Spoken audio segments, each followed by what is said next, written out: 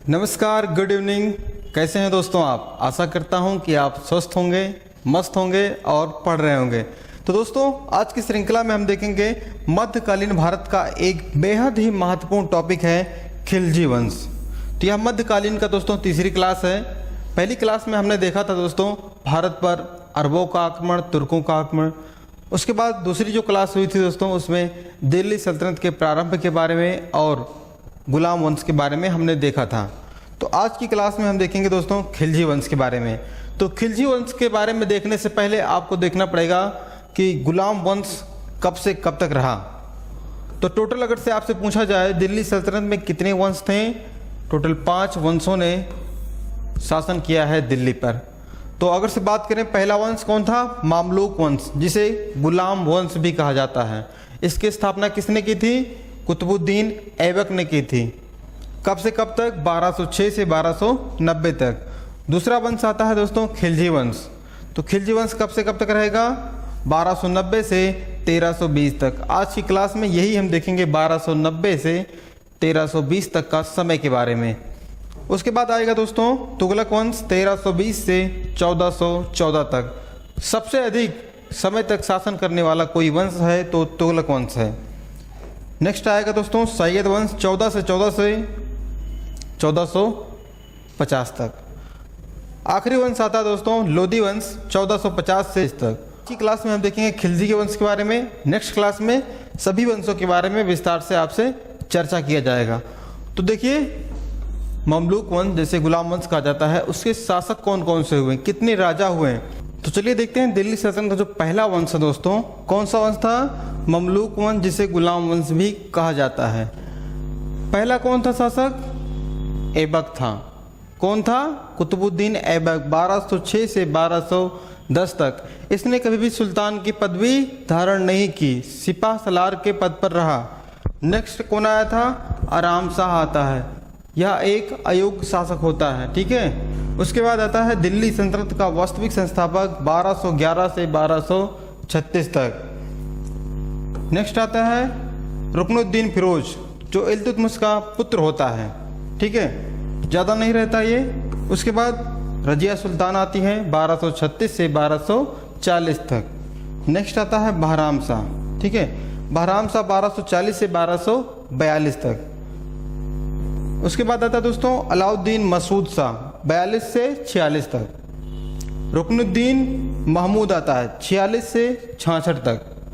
Next Balban आता है दोस्तों, 1266 से 1286 तक। इसके बारे में अगर से बात करें, रक्त और लौह की नीति अपनाई थी, चालीसा दल को समाप्त किया था। चालीसा दल की स्थापना किसने की थी दोस्तों? इल्तुतमिश ने की थी। क्लियर है। नेक्स्ट आता है दोस्तों मोइनुद्दीन कैकुवाद। कैकुवाद आता है, 86 से 90 तक रहता है। और लास्ट शासक रहेगा दोस्तों कौन? क्यूमर्स रहता है 1290 में। यह छोटा बच्चा रहता है जिसकी हत्या करता है कौन? खिलजी, ठीक है। चलिए आज की क्लास में देखते हैं उसी के बारे में, खिलजी वंश। तो इसका विस्तार देखें आप, तो दक्षिण भारत और उत्तर भारत दोनों में इसका विस्तार माना जाता है खिलजी वंश का। सबसे महत्वपूर्ण क्वेश्चन यही से बनता है, ऐसा कौन सा वंश होता है दिल्ली सल्तनत का जिसने सबसे अधिक विस्तार किया दक्षिण भारत में? कौन सा वंश है? खिलजी वंश। चलिए देखते हैं विस्तार से इसके बारे में। खिलजी वंश 1290 से 1320 तक। इसकी स्थापना कौन किया था? देखिए 13 जून 1290 को कौन किया था दोस्तों? खिलजी वंश की स्थापना जलालुद्दीन फिरोज शाह खिलजी ने की थी। किसकी हत्या करके? गुलाम वंश का आखिरी शासक कौन था? क्यूमर्स। क्यूमर्स की हत्या करके यह सुल्तान बनता है। अब खिलजी वंश के बारे में देखते हैं जो शासक हुए हैं। सबसे पहले स्थापना किसने की थी? जलालुद्दीन किया था। यह रहेगा 1290 से 96 तक। नेक्स्ट आता है अलाउद्दीन खिलजी। तो खिलजी वंश का सबसे प्रमुख शासक कोई माना जाता है तो अलाउद्दीन खिलजी है, 1296 से 1316 तक। नेक्स्ट दोस्तों आता है शहाबुद्दीन उमर खिलजी, ठीक है। शहाबुद्दीन खिलजी आता है 1316 में, ज़्यादा दिन रहता नहीं ये भी। उसके बाद कुतुबुद्दीन मुबारक खिलजी 1316 से 20 तक रहता है। लास्ट शासक होता है दोस्तों रुकनुद्दीन खुसरो शाह। तो यह होता है खिलजी वंश का आखिरी शासक। कब से कब तक? 15 अप्रैल से 27 अप्रैल 1320 तक। चलिए देखते हैं पहला शासक कौन है। जलालुद्दीन खिलजी जिसे कहा जाता है, 1290 से 96। ठीक है, देखिए ये कौन था, इसने अपना राज्याभिषेक किया, कहाँ पे किया, यह क्वेश्चन बनता है। तो देखिए क्यूमर्स की हत्या करके सुल्तान 70 वर्ष की आयु में दोस्तों 13 जून 1290 को दिल्ली में अपना राज्यारोहण करता है। तो एक कैकूबाद द्वारा बनवाया गया था महल था दोस्तों, क्या नाम था? किलोखुरी महल में यह अपना राज्याभिषेक कराता है। क्लियर है? आगे चलते हैं हम। अब इसके बारे में जो प्रमुख समय की घटनाएं घटी हैं एक बाय एक करके हम सभी को देखेंगे। जैसे इसी के समय में जब यह शासक बना तो मलिक छज्जू का विद्रोह हुआ था। ठीक है, कब हुआ था? 1290 में। यह कड़ा मानिकपुर, कहाँ का? कड़ा मानिकपुर का सूबेदार था। इतनी बातें क्लियर हैं। और इस विद्रोह को दबाने के लिए जलालुद्दीन ने अपने भतीजे अलाउद्दीन खिलजी को भेजा था। इसको दबाता है और कड़ा मानिकपुर पर सूबेदार बन जाता है अलाउद्दीन खिलजी। कौन बना देता है? जलालुद्दीन खिलजी। उसके बाद दोस्तों 1291 में रणथंबोर का अभियान करता है और इस अभियान की मुख्य बात है कि इस अभियान से इसे वापस आना पड़ता है। क्यों आना पड़ता है? क्योंकि उस समय जो शासक था दोस्तों यहाँ पे कौन था? या हम्मीर देव वहाँ के शासक थे। कौन थे? हम्मीर देव वहाँ के शासक थे। जब हम्मीर देव के पास इनकी सेना पहुँचती है, देखती है कि इसके पास सेना बहुत मजबूत है, तो इस अभियान को वापस बुला लेता है। ठीक है, इस अभियान को वापस बुला लेता है जलालुद्दीन खिलजी। नेक्स्ट बात करें दोस्तों, इसी के समय में मंगोलों का आक्रमण होना प्रारंभ हो गया था। इसी के समय में 1292 में मंगोल का आक्रमण हुआ था। कौन था उसमें? अब्दुल्ला खान ने आक्रमण किया था और इसको पराजित भी कर दिया इसकी सेनाओं ने। क्लियर है? मंगोल कहाँ के निवासी हैं? मंगोल कहाँ पर है? अगर से आप देखें चाइना के जस्ट ऊपर, रूस से जस्ट नीचे बीच में एरिया है मंगोल। ठीक है, अब मंगोलिया का रहने वाला कौन था? चंगेज खां। किसके समय में आया था? इल्तुतमिश के समय में आया था। और देखते हैं इसके बारे में। अब देखिए ये चीज़ आप देखिए, फिल्म आई थी, कौन थी? पद्मावत। तो उसमें देखिए ये कौन थे? जलालुद्दीन खिलजी बने थे और यह बने थे अलाउद्दीन खिलजी। तो रणबीर कपूर बने थे अलाउद्दीन खिलजी। आप इस मैप से अगर से आपको कुछ तरोताज़ा हो रहा हो तो अच्छी बात है, नहीं तो आगे चलिए और बताते हैं। देखिए इसने क्या किया था? सिद्दी मौला को मरवा दिया था। क्यों मरवा दिया था? क्योंकि इसको डर था कि ये मेरे पीछे षड्यंत्र रच रहा है और मुझे मार डालेगा। ठीक है, अब इसी के समय में दोस्तों एक अभियान होता है मालवा का अभियान। कब दोस्तों? मालवा का अभियान 1290 में। ठीक है, और इस अभियान में अलाउद्दीन खिलजी जाता है इस अभियान का नेतृत्व करते हुए। तो यहाँ पे उसको जीत भी मिलती है और देवगिरी के बारे में जानकारी मिलती है। किसको? अलाउद्दीन को, मालवा के अभियान से। क्लियर है इतनी बातें? उसके बाद देखिए देवगिरी पर अभियान करता है 1296 में। खिलजी नेतृत्व करता है, राजा से बिना पूछे ही जाता है, इस अभियान को करता है और वहाँ का शासक होता है रामचंद्र देव। कौन होता है? रामचंद्र देव होता है वहाँ का शासक देवगिरी का। क्लियर है इतनी बातें? और देखें दोस्तों, सुल्तान की हत्या हो जाती है 1296 में। कहाँ पे? कड़ा मानिकपुर के समीप। वहाँ पे अलाउद्दीन खिलजी अपने चाचा को बुलाता है और वहाँ पे उसकी मृत्यु कर देता है। अब बनेगा दोस्तों कौन? अलाउद्दीन खिलजी शासक बनेगा। अब देखिए अलाउद्दीन खिलजी की बात करें दोस्तों, यह रहेगा 1296 से 1316 तक। सबसे अधिक समय में खिलजी वंश पर शासन करने वाला कोई सुल्तान है तो अलाउद्दीन खिलजी है। देखिए इसने अपने चाचा की हत्या की थी और देखिए एक तरफ से यह भतीजा था, दामाद भी था और हत्यारा भी था। कौन था? अलाउद्दीन खिलजी। यह दोस्तों 22 अक्टूबर 1296 को गद्दी पर बैठता है और देखिए इसके बचपन का नाम पूछा जाए दोस्तों, अली गुरसप था। क्या नाम था? बचपन का नाम था दोस्तों अली गुरसप। इतनी बातें क्लियर हैं? अब जब यह सुल्तान बना दोस्तों, अपने सिक्कों पर सिकंदर द्वितीय, ठीक है, कौन सा उपाधि धारण की? सिकंदर द्वितीय या सिकंदर ए सानी, मतलब सिकंदर के जैसा मैं हूँ या सिकंदर का दूसरा पार्ट हूँ मैं, सिकंदर द्वितीय के नाम से। उसके बाद इसने एक धर्म चलाना चाहा तो उस धर्म को चलाने से रोका किसने? उलेमा नाम का एक मुस्लिम बुद्धिमान था, उसने रोका था अलाउद्दीन खिलजी को। आगे की बात करें, यहाँ से क्वेश्चन बनता है बहुत अधिक मात्रा में। जैसे कहता है अलाउद्दीन ने सबसे पहले नकद वेतन देना प्रारंभ कर दिया, तो उससे पहले के जो शासक थे तो वो देते थे दोस्तों, एकता व्यवस्था चलता था। कौन सा? एकता व्यवस्था। इस व्यवस्था में दोस्तों दिया जाता था, वेतन के स्थान पे भूमि दी जाती थी, और यह उस भूमि को ना देकर नकद वेतन दे रहा था अपने सैनिकों को। उसके बाद इसने अस्थायी सेना का निर्माण कर दिया, मतलब कुछ फिक्स सेना रहेंगे, ये नहीं कि जब युद्ध पड़े तो ज़्यादा बना लो, जब युद्ध ना हो तो कम कर लो। तो इसने एक फिक्स सेना रखी कि इतने लोगों को मैं सैलरी दूंगा। उसके बाद एक क्वेश्चन और बनता है यहाँ से, घोड़ों को दागने की प्रथा कौन स्टार्ट किया? तो अलाउद्दीन खिलजी। क्यों दागता था? दागने का मतलब मारता नहीं था, मतलब चिन्ह लगाता था, जैसे ये हमारा है, ये उनका है, ये उनका है। इसलिए घोड़ों को दाग दिया जाता था, जिससे पता चले कि ये दिल्ली सल्तनत का घोड़ा है। ठीक है। उसके बाद सैनिकों की हुलिया बदलने का प्रारंभ कर दिया, मतलब वो सैनिक जो होते थे उनकी वेशभूषा जो होती थी वो एक बना दिया बनावटी टाइप का, कि जिससे लोग पहचान सकें ये अलाउद्दीन खिलजी की सेना है। ठीक है। आगे देखें हम, अब इसके देखिए इसने क्या किया था दोस्तों, भू राजस्व कर को बढ़ा दिया, 50% कर दिया। कितना भू राजस्व कर था दोस्तों? 50%, जिसे 1/2 कहा जाता है। अब देखिए यहाँ पे एक कर का नाम आता है दोस्तों, कौन सा कर? खुम्स कर। खुम्स कर की बात करें दोस्तों, यह होता था 20% और 80% का रेशियो होता था। तो खुम्स कर का जो प्रारंभ हुआ था दोस्तों, अलाउद्दीन खिलजी जब सुल्तान बना तो दोस्तों उसने क्या किया, कृषि को बढ़ा दिया, टैक्स। उसके बाद जो खुम्स कर होता था, अब यहाँ पे थोड़ा समझिएगा दोस्तों आप खुम्स कर के बारे में। खुम्स कर ऐसा कर होता था जैसे लूट का जो धन होता था, लूट वाला, ठीक है, उस धन को जो लूट के लाते थे उसको यह अपने सैनिकों में बांटता था, अपने राजकोष में रखता था। अब जब जलालुद्दीन खिलजी का समय था तो उसके समय दोस्तों 20% वही रेशियो था, 20-80 का। ठीक है। और इसमें जलालुद्दीन के समय जो 20% होता था वह राज्य कोष में रखा जाता था। कहाँ पे? राज्य कोष में। और सेना लेती थी कितना परसेंट? 80%। ठीक है, जलालुद्दीन के समय में था।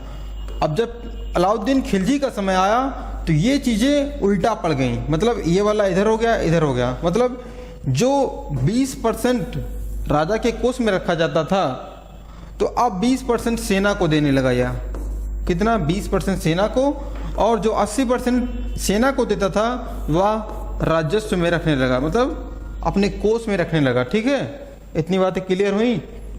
अब आगे देखते हैं। देखिए इसने गुजरात पर अभियान किया था। कहाँ पे अभियान किया था? गुजरात पर अभियान किया था अलाउद्दीन खिलजी ने। अब देखिए गुजरात अभियान कब किया था दोस्तों? यह किया था दोस्तों गुजरात अभियान 1299 में। ठीक है, 1299 में गुजरात पर आक्रमण किया और वहाँ पे एक व्यक्ति मलिक काफूर को खरीदा। कितने रुपए में खरीदा? 1000 दिनार में खरीदा मलिक काफूर को। इसलिए मलिक काफूर को 1000 दिनारी भी कहा जाता है। अगर से आप पद्मावत मूवी देखे होंगे तो ये एक्टर किए थे मलिक काफूर का। मलिक काफूर एक कहें तो हिजड़ा टाइप का इंसान था। ठीक है, इतनी बातें क्लियर हैं। अब देखते हैं इसके सेनापति कौन कौन थे। सेनापति की बात करें दोस्तों, देखिए जफर खां, नुसरत खां, उलुग खां और मलिक काफूर, 4 सेनापति प्रमुख थे जिसने अलाउद्दीन को इसके अभियान में जिताने का बहुत बड़ा योगदान रहा इनके सेनापतियों का। ठीक है, चलिए देखते हैं इसके और बारे में। जैसे इसने अध्यादेश जारी किया, ऐसा आदेश जो जनता के सभी को मानना पड़ेगा। तो इसमें क्या किया? पहले गुप्तचर व्यवस्था की स्थापना की और जो मुहैया कराता था, जो बाजार में हो रहा था कंट्रोल उस पर करता था, तो इसलिए यह बाजार व्यवस्था को भी लेके आया था। ठीक है, अभी हम देखते हैं बाजार व्यवस्था कैसे क्या कंट्रोल करता था। उसके बाद इसने अमीर जो थे उनको मेल मिलाप से रोका और उन्हें जो मेन थे उनको जेल में भी बंद कर दिया। मतलब यह विद्रोह से डरता था कि मेरे आसपास विद्रोह ना हो, इसलिए मैं अमीरों को क्यों ना ही विवाह और कहीं पे मेल मिलने से रोक दूं। ठीक है। अब यह दोस्तों क्या करता है, शराब मादक पदार्थ जो होते हैं, मदिरा मधुशाला, ठीक है, तो उस पर रोक लगा दिया। ठीक है, शराब को बंद कर दिया, बेचने से और पीने पर भी रोक लगा दिया। जैसे वर्तमान में बिहार की सरकार नीतीश कुमार ने भी शराब पर रोक लगाया। ठीक है। वहीं बात करें या अनुदानों, जो अनुदान में दी गई थी भूमि, एकता व्यवस्था के तहत दी गई थी भूमि, उसको दोस्तों यह मांग रहा था वापिस। क्या कर रहा था, जो आप अनुदान लिए हैं, जमीन लिए हैं, उसको वापस करिए, हम उसके बदले आपको पैसा देंगे। ठीक है। आगे देखते हैं इसके बारे में। अब देखिए इसने क्या किया, दक्षिण भारत और उत्तर भारत दोनों पर अभियान किया। उत्तर भारत देखिए ये वाला हिस्सा उत्तर भारत में, और इस जो नीचे वाला हिस्सा है इसे दक्षिण भारत कहा जाता है, जिसे प्राद्वीपीय भारत भी कहा जाता है। अब अलाउद्दीन जब आक्रमण कर रहा था दोस्तों, कब किया था गुजरात पे, 1299 में। उससे पहले इसके दिमाग में चल रहा था कि अगर से मुझे दक्षिण भारत पर कंट्रोल मिल जाएगा तो मैं शासन अपना एक अच्छे तरीके से कर सकता हूँ। ठीक है।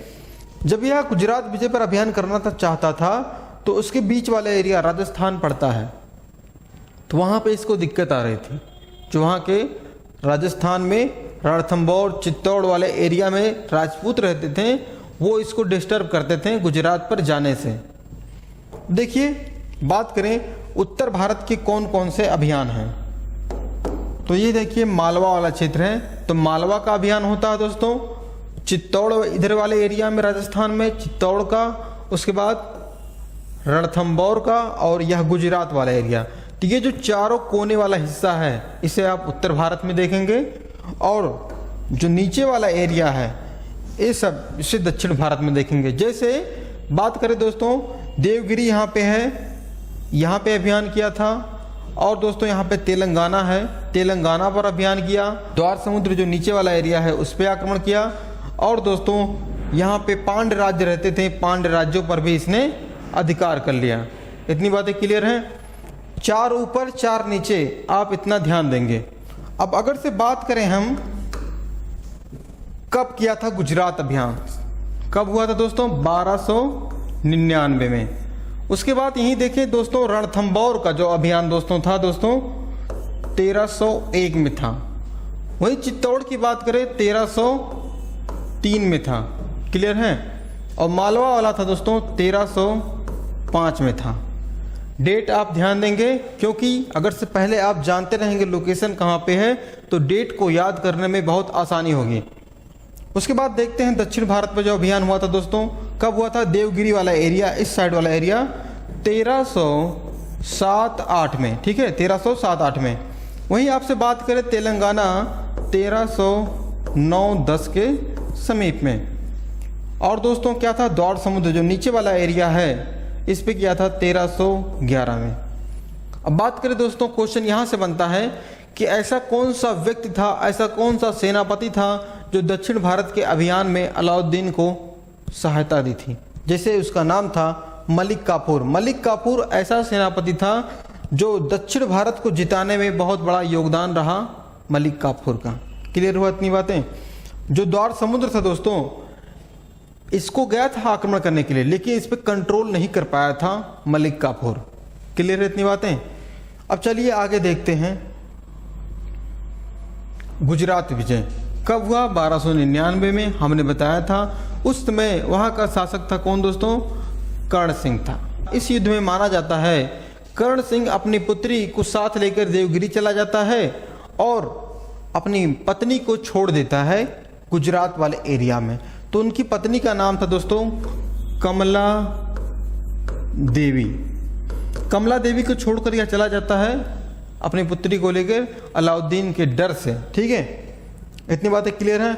अब देखिए यह जब जाता है दोस्तों कहाँ पे जाएगा, रामचंद्र देव के यहाँ। रामचंद्र देव कहाँ थे, देवगिरी में थे। इनके पास जाता है शरण के लिए। ठीक है, इतनी बातें।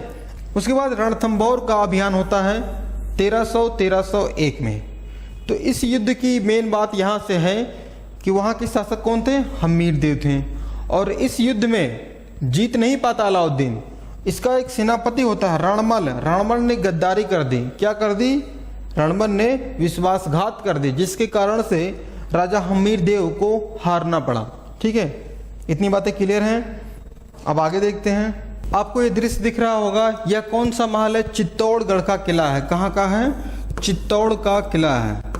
अब इस किले की बात करें तो यहाँ पे युद्ध हुआ था 1303 में। किसके मध्य? अलाउद्दीन खिलजी के मध्य और राणा रतन सिंह के मध्य। यहाँ के जो राजा थे, राजा रतन सिंह, राणा रतन सिंह से युद्ध हुआ था। अब इस युद्ध की बात करें तो आपने मूवी देखी होगी पद्मावत, जिसमें यह दृश्य आपको याद होगा। दीपिका पादुकोण है जिनकी पत्नी थी राणा रतन सिंह की। ठीक है, अब इस बात करें युद्ध में, यह चाहता था अलाउद्दीन इनसे शादी करना। किनसे? दीपिका पादुकोण से, जो बनी थी पद्मावती की रोल की थी। ठीक है, अलाउद्दीन कौन था मूवी में? रणवीर सिंह। ठीक है, याद आए तो आप गौर करिएगा।